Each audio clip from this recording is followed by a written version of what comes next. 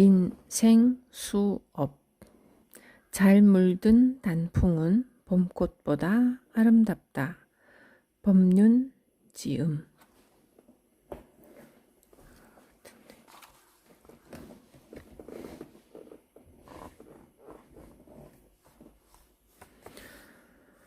프롤로그. 인생의 황금기는 지금이다.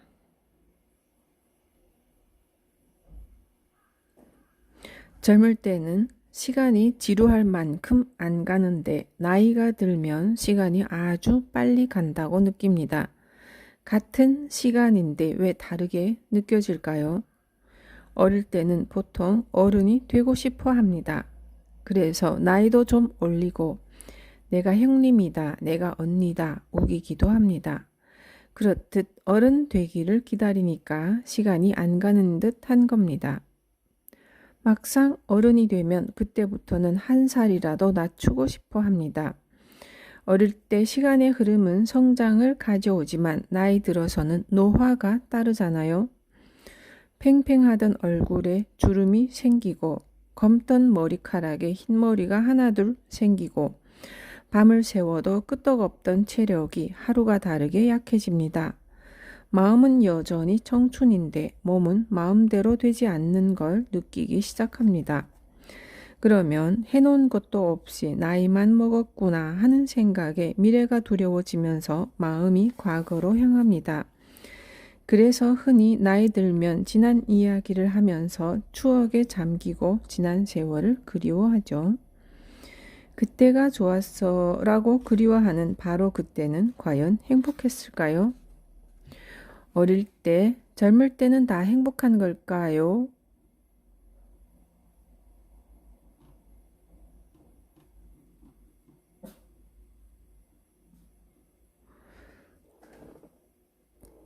중고등학생에게 행복하냐고 물어보세요. 다 힘들다고 합니다. 대학생에게도 행복하냐고 물어보세요. 다 힘들다고 해요. 지난 시간은 다 아름답고 좋은 것 같아도 실제 그 시간 속에 있을 때 늘 행복했던 것만은 아닙니다.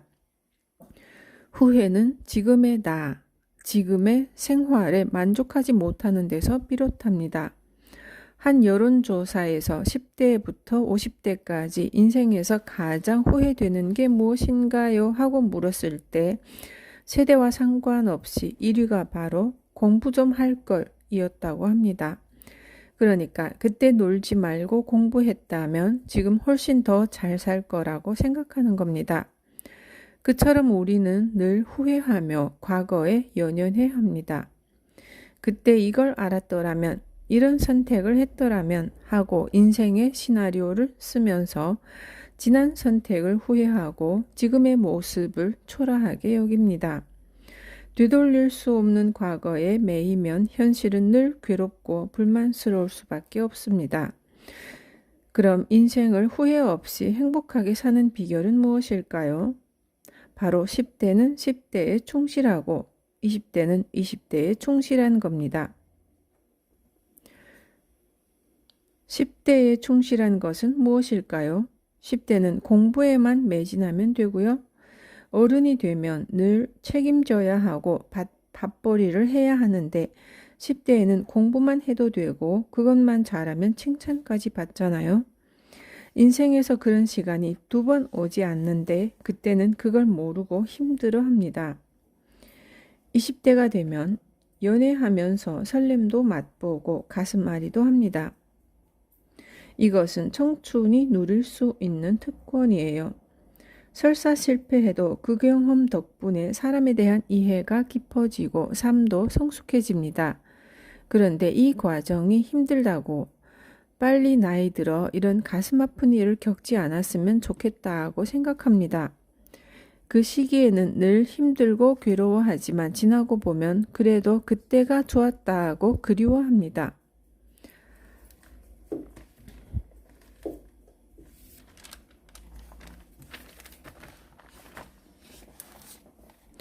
이렇듯 늙었다는 건 상대적인 겁니다. 청춘인 고3이 고2에게 심부름을 시키면서 이렇게 말하잖아요.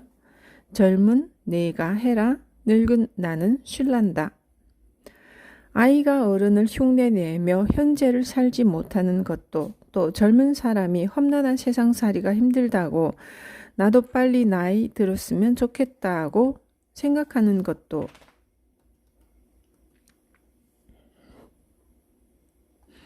늙어서 젊었을 때가 좋았다고 젊음을 부러워하는 것도 지금 주어진 행복을 제대로 보지 못하는 어리석음 때문입니다.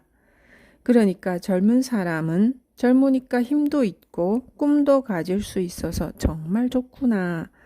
또 나이 든 사람은 인생 경험을 많이 했더니 이해의 폭이 넓어지는구나. 이렇게 자기를 긍정하고 현재의 삶을 더 좋게 만들어 가야 합니다. 어릴 때는 어린 대로, 젊을 때는 젊은 대로, 늙으면 늙은 대로 좋은 사람은 평생 행복하게 삽니다. 과거에 연연하지 않고 미래를 두려워하지 않고 지금을 충실히 살면 그 사람은 늘 인생의 황금기를 사는 거예요. 그러면 나이가 들어도 서글프지 않고 인생의 마지막 순간까지 행복하게 살 수 있습니다. 그런데 오늘 우리가 나이 들어가면서 후회하고 만족하지 못하고 불행한 것은 세상에서 추구하는 가치에 휘둘려 자기 중심을 잡지 못하는 데 있습니다.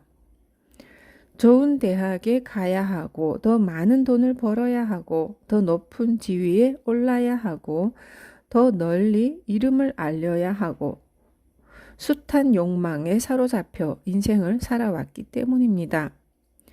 이제 내 중심을 잡고 인생의 문제를 해결하려면 지금까지 삶의 우선순위였던 재물, 출세, 명예, 건강 등에 대한 욕구를 뒤로 돌려야 합니다.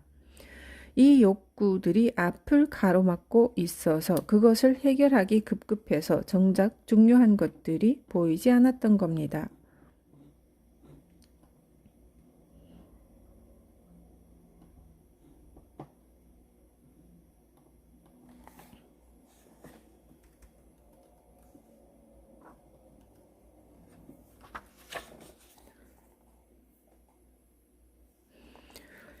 그 욕망들을 내려놓아야 그 순간 눈이 열리고 어떻게 해야 행복해지는지 비로소 인생의 길이 보이기 시작합니다.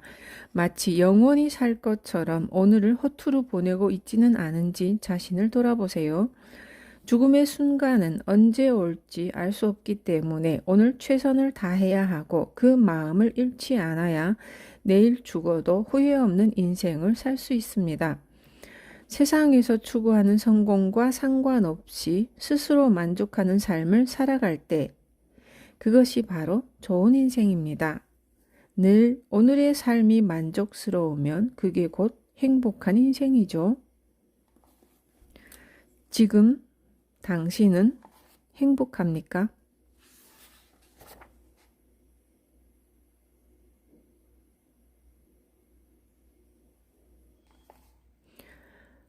왜 사느냐고 다시 묻고 싶을 때 사람은 왜 살아야 합니까? 젊을 때 많이 하는 질문입니다. 그리고 또다시 묻는 시기가 있습니다. 40대, 50대 혹은 갱년기에 접어들어 사는 게 뭔가, 대체 인생이란 무엇인가 하는 회의가 들면서 다시 묻게 됩니다. 그런데 이 질문에는 답이 나올 수가 없습니다. 삶이 왜라는 생각보다 먼저이기 때문이에요. 즉, 존재가 사유보다 먼저 있었기 때문이죠. 살고 있으니 생각도 하는 건데 왜 사는지를 자꾸 물으니 답이 나올 수가 없습니다.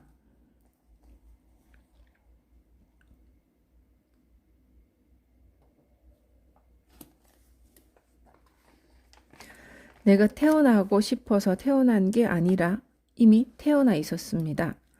한국 사람이 되고 싶어서 된 게 아니라 이미 한국 사람이 되어 있었습니다. 그런데 내가 왜 한국 사람이 됐지? 이렇게 물으면 답이 나오지 않습니다.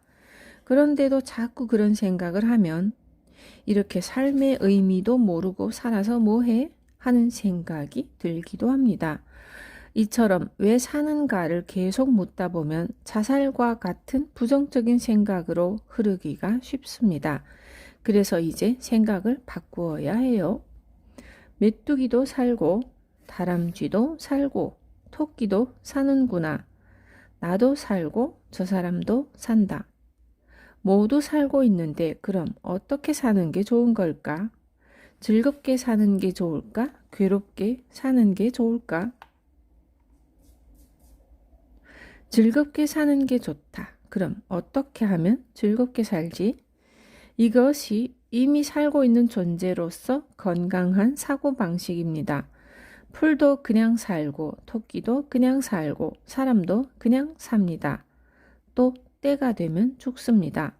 살고 싶어서 살고 죽고 싶어서 죽는 게 아니라 삶은 그냥 주어졌고 때가 되면 죽는 거예요.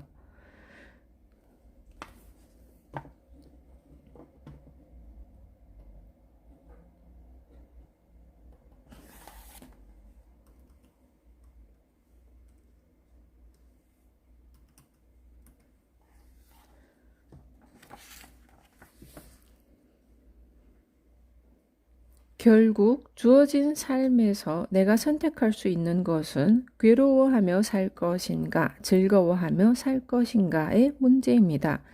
그리고 왜 살아야 하는가라는 질문 속에서 나는 특별하다는 생각이 숨어 있습니다. 나는 특별하다. 그래서 특별한 인생을 살아야 한다. 그런데 그러지 못해서 괴롭다.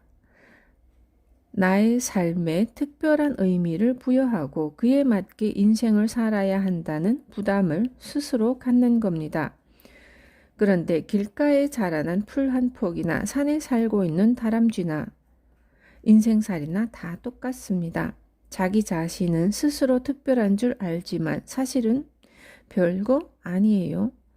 아무리 잘난 척해도 100일만 안 먹으면 죽고 코가 막혀 10분만 숨을 못 쉬면 죽습니다. 그래서 자신을 특별한 존재라고 생각하지 않는 게 굉장히 중요합니다. 그러면 특별해져야 한다는 부담감이 없이 가볍게 살아갈 수 있고 어떤 사람을 만나든 어떤 일을 하든 편안하게 할 수 있습니다. 내 인생의 주인은 바로 나예요. 그래서 내가 내 인생을 행복하게 할 책임도 있고 권리도 있습니다. 그런데 자꾸 이런저런 이유를 붙여서 자신을 괴롭히면 행복해야 할 내 인생을 내가 내팽개치는 것과 같습니다. 그러니까 왜 사느냐는 질문으로 삶의 시비를 거는 대신 어떻게 하면 오늘도 행복하게 살까를 생각하는 것이 삶의 에너지를 발전적으로 쓰는 길입니다.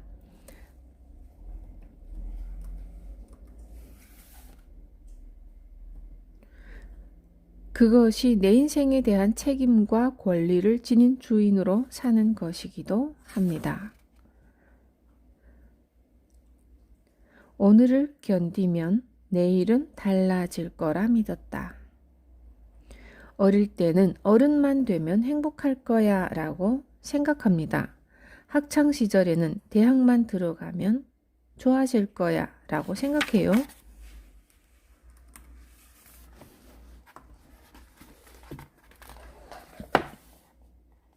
그러고는 대학만 졸업하면 결혼만 하면 애만 낳으면 하면서 내일을 기대합니다.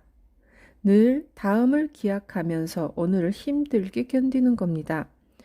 그렇게 지금까지 열심히 달려왔고 그러다 보니 나이 들고 내가 잘 살고 있는 건가 하는 생각이 든다는 분이 많습니다. 한 분이 이런 질문을 했습니다. 어떤 생이 성공적이고 좋은 인생인가요?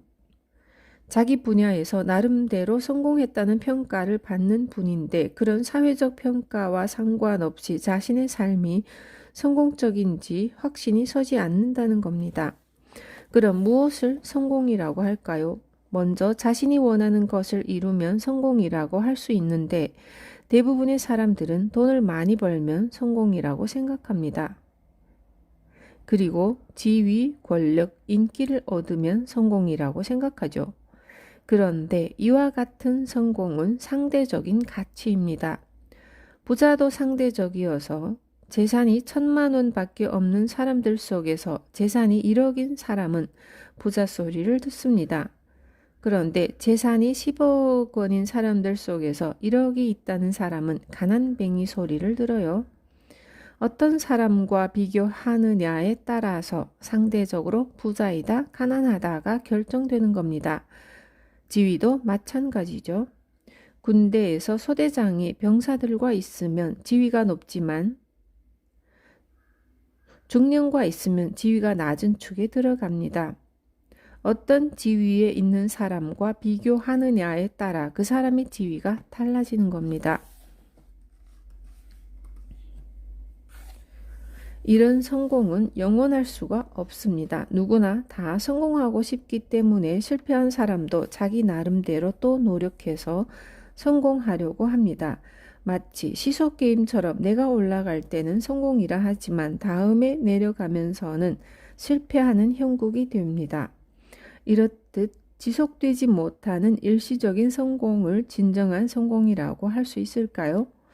돈의 경우도 그렇습니다. 목표했던 돈을 다 모으면 소원이 없을 거라고 생각합니다. 그래서 돈이 없는 사람은 돈이 있는 사람을 보면 무슨 걱정이 있겠느냐고 생각합니다. 그럼 돈 있는 사람들은 근심 걱정이 없을까요?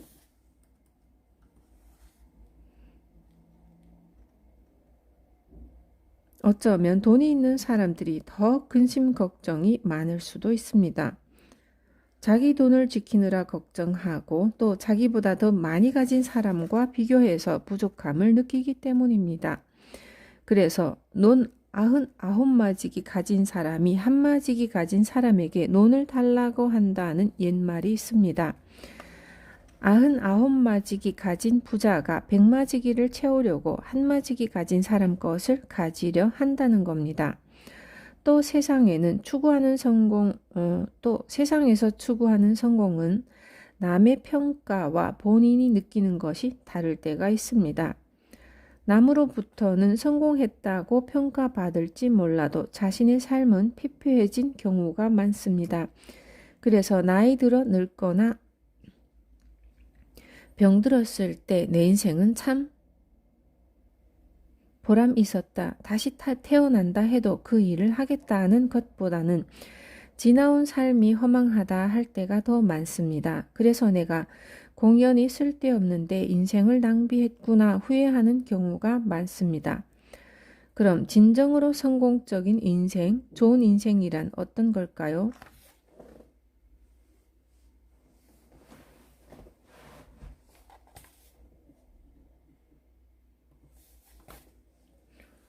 세상에서 추구하는 성공과 상관없이 자기가 만족하면 좋은 인생입니다.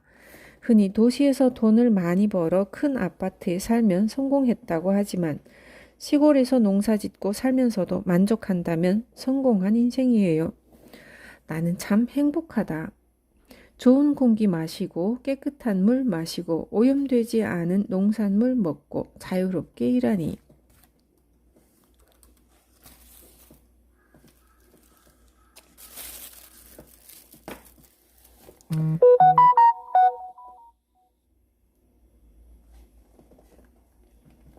그러니까 행복을 내일로 미루지 않고 오늘 자기 삶에 만족하면 잘 사는 겁니다.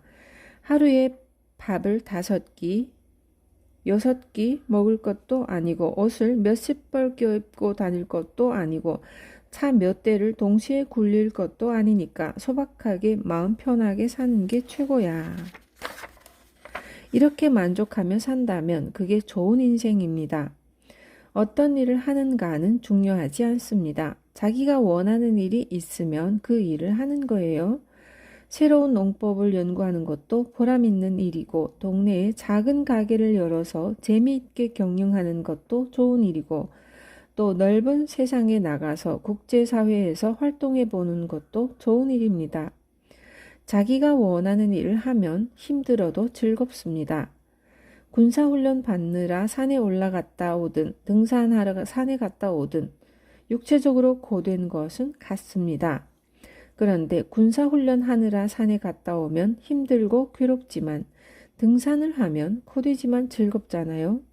저도 강연을 다니다 보면 잠이 부족해 힘들지만 제가 좋아하는 부처님의 말씀을 전할 수 있어서 즐겁습니다.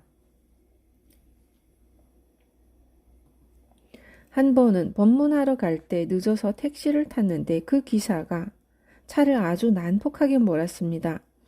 이 사람이 얼마나 화가 나고 짜증이 나면 저렇게 신경질적으로 차를 몰겠나 싶어서 물었습니다. 오늘 기분 나쁜 일이 많은가 보죠? 택시기사가 한숨을 크게 내쉬었습니다. 마누라가 집을 나갔습니다. 7살짜리 애도 있는데요. 그래서 다시 물었습니다. 1시간에 얼마 법니까? 8,000원 법니다. 제가 4만원 드릴 테니 5시간 대절합시다. 절 앞에 내려 4만원을 주면서 5시간 동안 차 세워놓고 들어와서 법문을 들으라고 했습니다. 그 기사가 난폭하게 운전해서 교통사고가 나면 얼마나 큰 손실이 생깁니까? 또 짜증내며 신경질적으로 생활하면 아이 교육에도 굉장히 나쁜 영향을 미칩니다. 그러니까 그분이 무엇이 무엇인지를 자각해서 부인이 없는 상태에서도 행복하게 운전할 수 있게 된다면 어떨까요?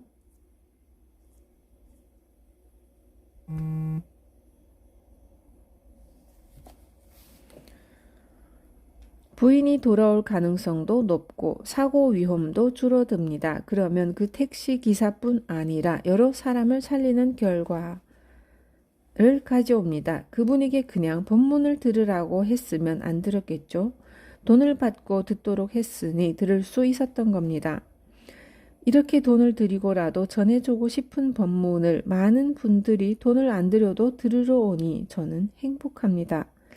원하는 것이 이루어지지 않는다고 해서 불행한 일도 아닙니다만 열심히 할 뿐 결과에 연연하지 않으면 그 과정에서 이미 행복합니다. 그런데 자기 중심 없이 남의 시선을 의식하고 남의 평가에 매달려 성공이라는 거품을 부풀리면 그 거품이 꺼질 때 삶이 허무해집니다. 요즘 사람들은 허세도 심하고 헛된 욕망에 팔려서 인생을 낭비하고 늘 남과 비교하며 자기를 학대하고 삽니다. 나는 능력이 없다는 생각에 빠져 무기력하게 살거나 남을 원망하고 살면서 자기를 비참하게 만듭니다. 그러나 세상의 성공 기준에 나를 맞추고 나의 욕구가 충족된다고 행복해지는 게 아닙니다. 오히려 우리의 욕구를 버리거나 기대를 낮추는 만큼 기쁨이 일어나고 만족이 일어납니다. 그런데 우리들은 계속 바깥 세상 탓만 하지 자기 내면을 돌이켜보고 만족하는 힘이 없습니다. 그래서 주변 상황과 조건의 변화에 따라 웃고 울다 보니 늘 흔들리는 인생을 사는 겁니다.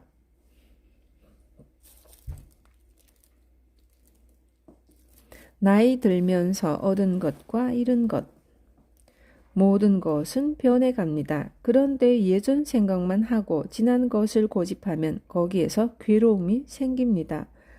어릴 때 우정으로 뭉쳤던 친구들도 세월이 가면 자기 살기 바빠서 흩어지기 마련입니다. 그러다 보면 예전처럼 모여도 반갑게 만나지 못하고 시들합니다. 물론 우정은 있겠지만 어릴 때와 같은 관계는 아닙니다. 그런데 그것은 나이 들어가면서 자연스럽게 일어나는 현상입니다. 최근에 보니까 제가 필요할 때 마음 놓고 소주 한 잔 마실 친구가 없더라고요.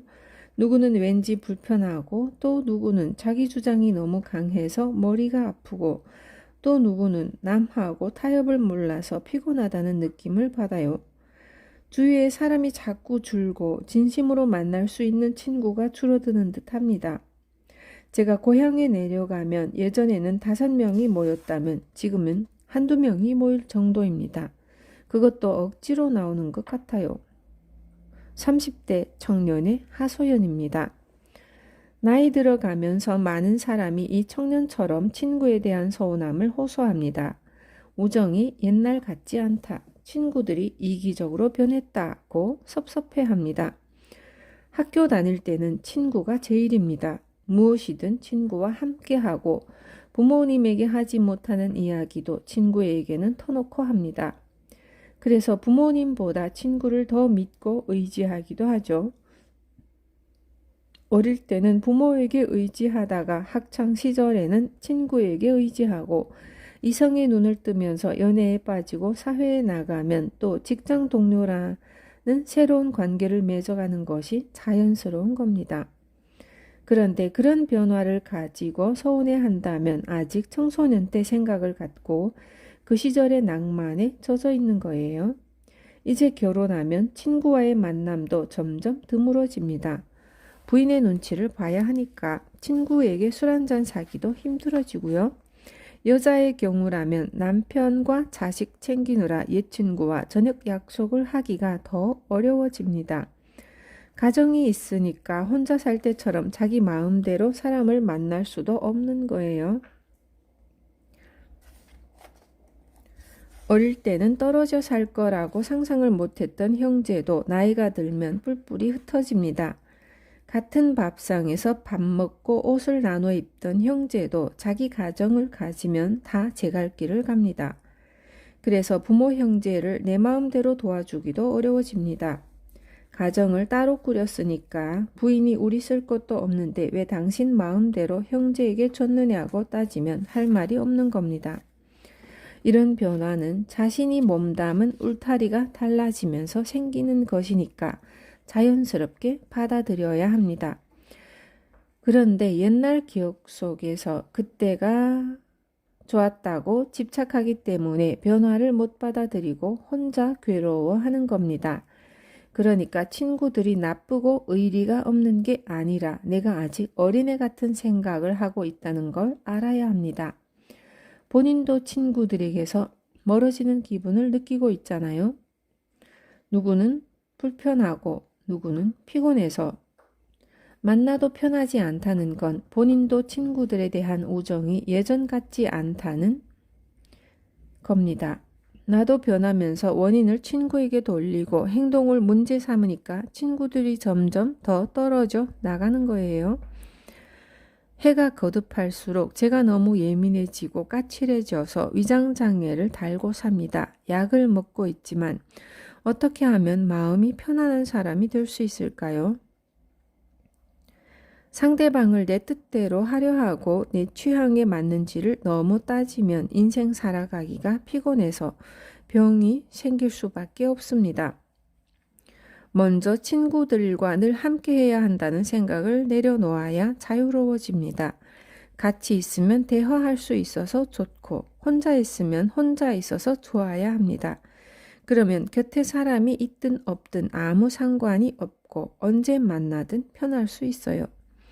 오는 사람 막지 말고 가는 사람 잡지 말라는 말이 있습니다.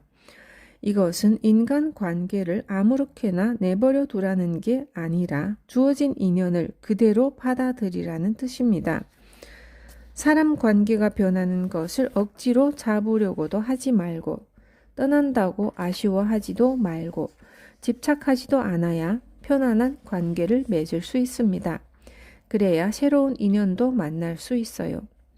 상대를 이해하지 못하면 내 마음이 답답해지고 상대를 이해하면 내 마음이 시원해집니다. 누군가를 좋아하면 내 마음에 기쁨이 일어나고 누군가를 미워하면 내 마음에 괴로움이 생깁니다. 그런데 우리는 너무나 오랫동안 부정적으로 마음을 쓰다 보니 상대를 이해하기보다 내 생각을 고집하기 때문에 원망하고 미워하는 마음을 내는데 익숙합니다. 그럴 때 내 마음에 안 든다고 미움이 일어났구나. 같이 있어주지 않는다고 원망하는구나 라고 마음을 살피면 도움이 됩니다. 그러다 보면 우정에 대한 집착도 친구에 대한 미움도 점점 사라집니다. 남들 다 하는 결혼 못하면 죄인인가요? 20대든 30대든 결혼하지 않은 사람은 흔히 결혼에 대한 고민과 환상이 많습니다. 한 30대 여성이 이렇게 물었습니다. 제가 결혼해서 잘 살 수 있을지 모르겠어요. 그래서 결혼을 해야 할지 말아야 할지 고민입니다. 주위에 결혼한 사람이 있냐고 물었습니다. 아직 없는데요. 결혼할 사람도 없는데 결혼할 걱정을 하면 뭐합니까? 아직 오지도 않은 일을 미리 걱정하고 우울해하는 사람을 좋아할 남자가 있을까요? 아마 심각하고 어두운 얼굴빛에 질려서 다가오려고도 안 할 거예요. 또 어떤 여성은 결혼을 하고 싶은데 남자를 못 만나서 괴롭다고 하소연했습니다. 이때 조심할 것이 있는데 결혼에 대한 조급함 때문에 남자를 잡으려고 덤비면 남자는 부담스러워서 도망간다는 거예요. 그러니까 결혼에 너무 집착하고 마음이 급하면 오히려 결혼을 그르칠 수 있습니다. 요즘은 혼자 살아도 좋은 세상이잖아요. 혼자일 때는 혼자여서 좋구나 하면서 재미있게 살면 됩니다. 가벼운 마음으로 생글생글 웃고 살면 남자가 아니라 누구라도 좋아하겠죠. 좋다고 매달리는 사람이 있으면 같이 살면 되잖아요. 그러니 결혼을 한다 안 한다 혼자 고민할 필요도 없고 언제 결혼하겠다고 결론 내릴 필요도 없습니다. 혼자 결론 내린다고 그대로 되는 것도 아닌데 결혼을 심각하게 생각하면 공연히 인생을 어둡게 사는 거예요.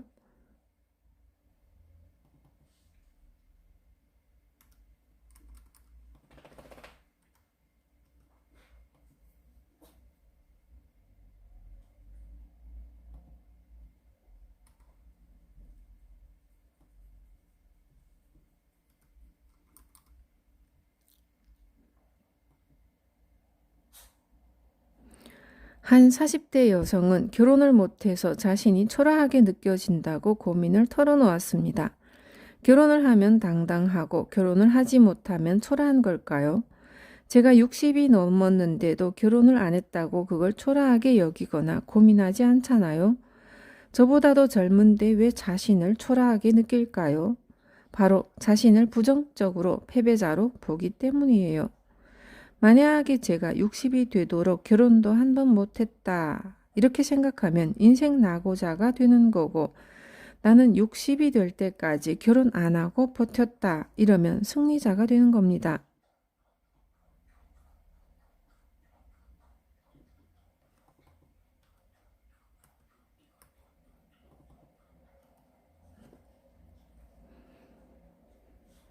그러니까 다른 사람은 다 했는데 나는 마음 넘도록 안 하고 버텼다고 생각하면 인생의 승리자가 되는 거예요. 마흔이 넘도록 결혼을 안 했다는 건 잘한 것도 아니고 잘못한 것도 아니고 성공도 아니고 실패도 아니고 다만 그것일 뿐입니다. 어떤 사람은 결혼하지 않은 것을 자랑 삼으니까 잘한 게 되고 어떤 사람은 그것을 부족함이라고 생각하니까 스스로 초라해지는 거예요. 마흔이 넘도록 결혼을 안 한 게 초라한 것이 아니고 자기가 자기를 초라하게 생각한 데서 비롯한 겁니다. 이혼했다, 결혼했다, 결혼을 못했다, 시험에 떨어졌다, 시험에 붙었다. 그 어떤 일이든 그건 단지 그것일 뿐이에요. 그 일에 내가 슬픔과 기쁨, 초라함, 당당함의 의미를 부여하는 것일 뿐입니다. 다른 누구도 아닌 자신이 어리석은 생각으로 자신을 괴롭히는 거예요. 자신을 초라하게 여기면 마음이 무거워져서 다른 사람을 만나기도 힘들어집니다. 다마 일로 와. 자신을 초라하게 여기면 마음이 무거워져서 다른 사람을 만나기도 힘들어집니다. 이런 분은 자신에 대한 부정적인 생각을 거두고 마음을 가볍게 가질 필요가 있습니다. 또 42살인데 연애를 제대로 못 해봤다는 남자분이 있었습니다. 왜 연애를 못했을까요? 마음에 드는 여자가 있으면 나는 너 좋은데 이렇게 말해버리면 되는데 그거를 못해서 연애를 못하는 겁니다. 만약 상대가 난 너 싫어 하면 알았어 하면 되는데 싫다는 소리가 듣기 싫고 나도 너 좋아 라는 대답을 들으려고 하니까 말을 못 꺼내는 거예요. 그래서 기회를 놓치는 겁니다. 상대가 싫다고 하면 알았다 하고 끝나는 거예요. 그럼 다시 다른 사람에게 나 너 좋아 라고 하면 되죠. 상대가 난 너 싫어 하면 또 거기에 상처받을 필요도 없고요. 그것은 그 사람의 자유니까요. 그것도 자꾸 들으면 면역이 생겨서 괜찮습니다. 그러니까 어떤 남자가 나도 너 좋아 하면 사귀면 됩니다. 그런데 상대가 난 너 싫어 하는데도 좋으면 어떻게 해야 할까요? 그럴 때는 작전을 짜야 합니다.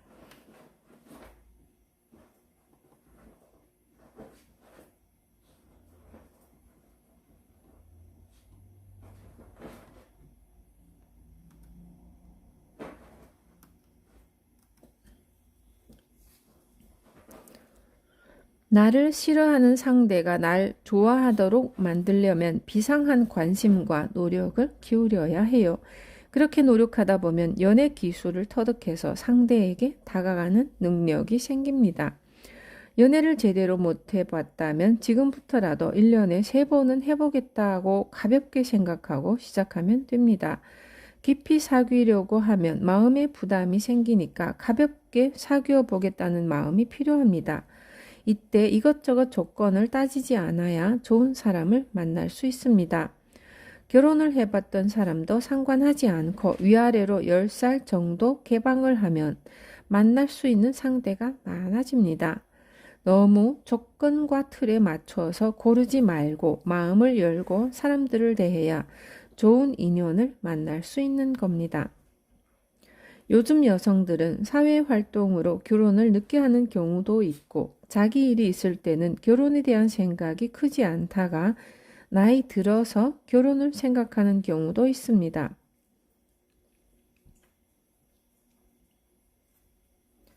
58세인데 혼자 사는 외로움 때문에 폭식을 하는 것 같고 지금이라도 결혼하고 싶은데 괜찮을지 물어보는 분이 있어요. 결혼에는 정년기가 따로 없습니다. 58세가 됐는데도 외로움을 탄다면 결혼을 해도 됩니다.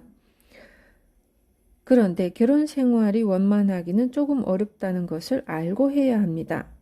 혼자 살아온 습관이 너무나 오래 몸에 배었기 때문에 나이 들어서 남과 같이 사는 게 적응하기가 쉽지 않습니다. 결혼하기 전까지는 자기 하고픈 대로 살았지만 결혼하면 상대에 맞춰야 하잖아요. 외로움은 해소될지 몰라도 생활을 같이 하다 보면 불편한 점이 생기게 마련입니다. 그런 면에서는 결혼하는 걸 꼭 추천하고 싶지는 않지만 하고 싶은 대로 해도 괜찮습니다. 결혼 한번 하고 3일 살다가 헤어지더라도 일단 해보면 결혼에 대한 미련이 끊어질 거 아니에요? 그런데 한 번도 안 해보면 계속 결혼에 미련을 갖기 때문에 일 한 번 해보고 상황을 봐서 정리해도 된다는 겁니다. 왜 스님이 결혼을 가볍게 얘기하지? 이런 의문이 생길 수도 있을 거예요. 40세 전에 결혼을 하면 자녀가 생기기 때문에 20년을 책임질 생각을 하고 결혼해야 합니다. 하지만 50세가 넘으면 아기 낳을 일은 없잖아요. 그러니까 결혼에 미련이 있으면 해보고 아니면 헤어져도 괜찮다는 겁니다.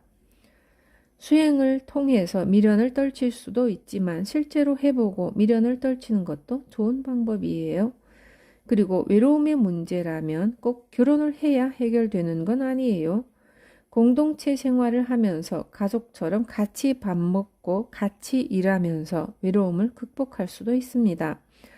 따로 집을 가지고 있더라도 퇴근해서 봉사활동을 하고 10시나 11시까지 일하다가 집에 들어가는 생활도 좋습니다.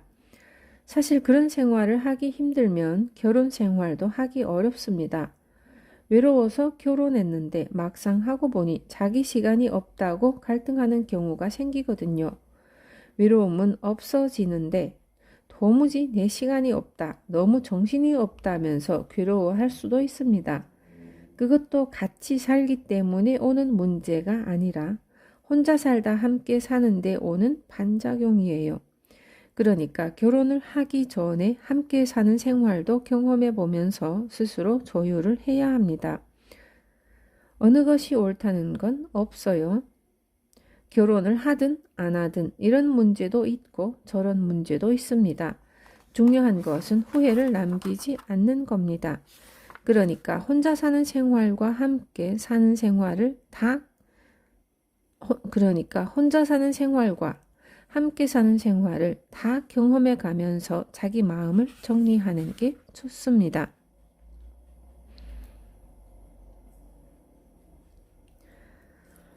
구멍난 가슴에 찬바람이 드는 나이. 남편은 자기 할 일로 바쁘고 아이들도 다 커서 별로 할 일이 없을 때 40대 가정주부들은 우울증을 겪기도 합니다. 자기 존재감이 없어지면서 나는 뭐하고 살았지 하며 우울해지는 겁니다. 이때 겪는 갱년기 장애는 신체에서도 오지만 절반은 정신적인 것에서 옵니다. 예를 들어 38세에 결혼해서 애나 키운다고 정신이 없으면 50세가 넘어갈 때까지도 갱년기 장애가 없습니다. 그런데 27, 8에 결혼해서 애들이 중고등학교에 들어가면 40대 갱년기 장애가 오기 쉽습니다.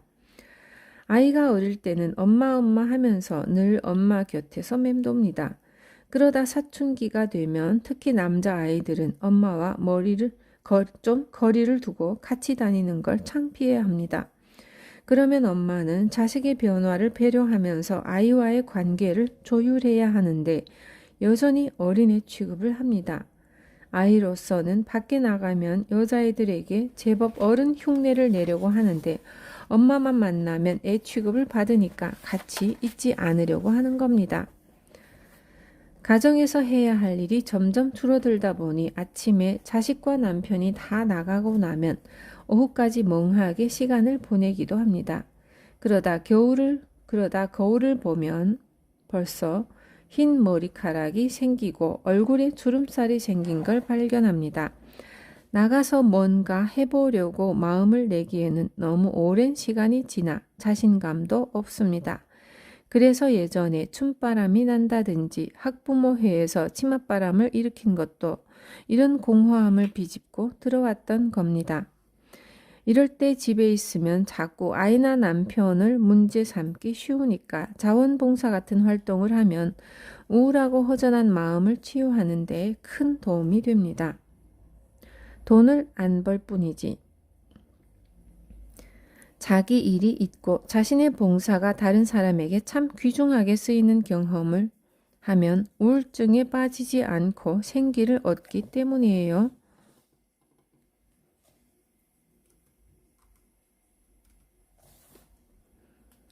그리고 시간과 열정을 세상을 위해서 아주 의미 있게 쓰다 보면 보람 있게 자기 실현을 할 수도 있습니다.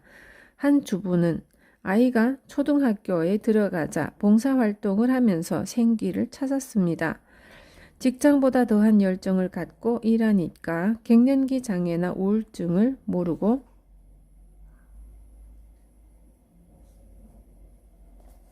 지냅니다. 남편들은 돈도 안 되는 일을 왜 하느냐고 생각할지 모르지만 부인이 그런 활동을 하면 정신적으로 굉장히 건강하고 자식에게도 덜 집착하게 됩니다. 그리고 남편에게 좀 더 너그러워지죠. 정토회 자원봉사자들 가운데 90%가 여자분들입니다. 특히 가정주부들은 돈을 벌지 않고 살아서 돈을 받지 않는 데 익숙합니다. 그러나 남자들은 늘 돈을 벌고 살았기 때문에 돈을 버는 것에 관심이 많고 나아가 이른이어도 어디 돈 벌 데 없나 하는 생각을 많이 합니다. 물론 나이 들어서도 일자리를 찾아서 일하는 것도 좋지만 최소한으로 먹고 살 수만 있으면 남을 위해 일하고 세상을 아름답게 만드는 일을 하면 활력이 생기고 마음이 젊어집니다. 그러면 몸도 덜 늙습니다.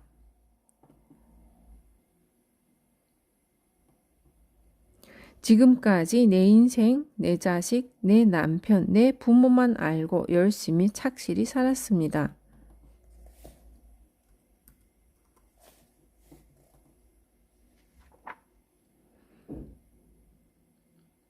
물론 다른 사람들을 위해 봉사하는 것이나 가족을 위해서 봉사하는 것이 크게 다르지 않습니다.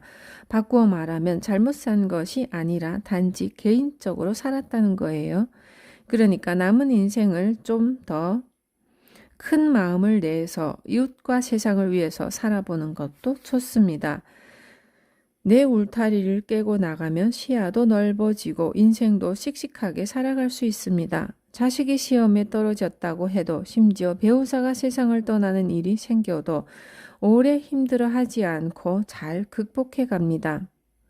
인생에서 어떤 일이 일어나든 거기에 덜 구애받을 만큼 내면의 힘이 커지기 때문이죠.